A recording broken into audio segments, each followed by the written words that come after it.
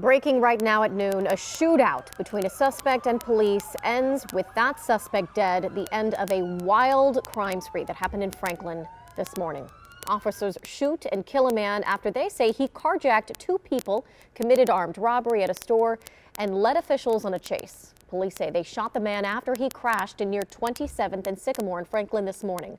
We have team coverage this afternoon. Uba Ali is standing by with how the situation is impacting nearby schools and the community. But we start with Bruce Harrison.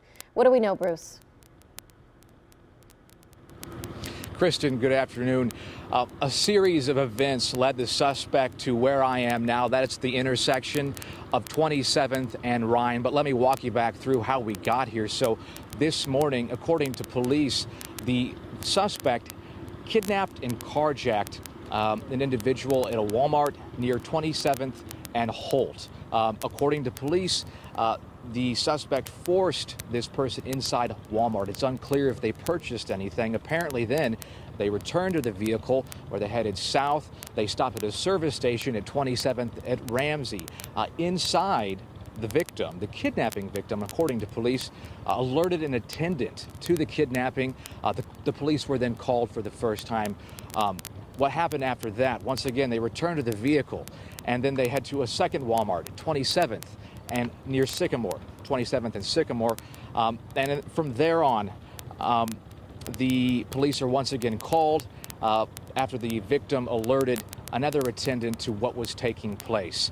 Then we catch up to where I am now, the intersection of 27th and Ryan, several miles from where this incident first started.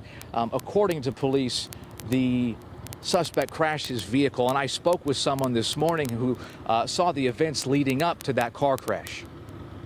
There was a car that went flying by me about 100 miles an hour, going north in the southbound lanes.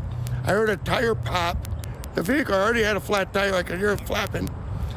And then I look and I see all this officers' cars had all the roads blocked at 27th and Ryan Road. Well, the car tried making a left, crashed into a pole at Buckhorn Tavern.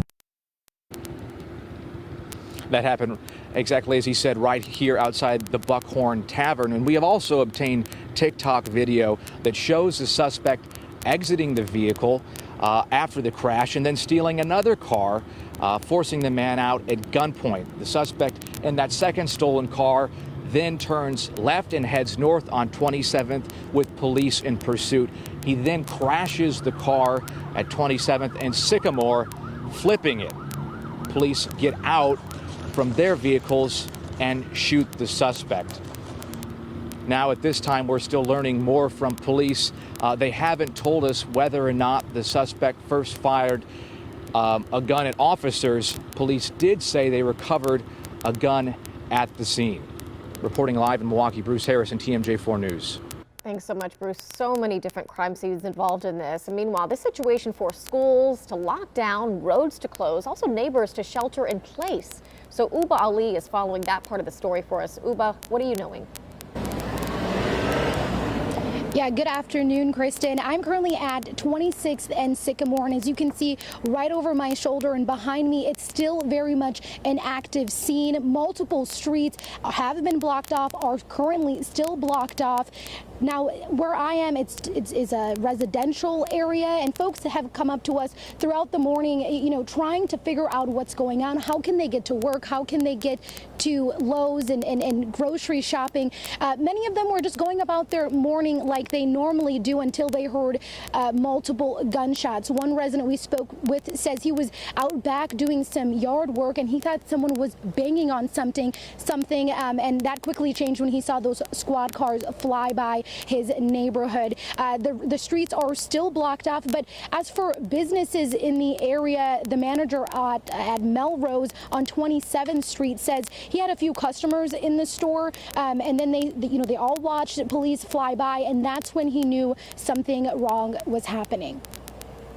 We saw all those police cars and the sheriff cars going towards this way.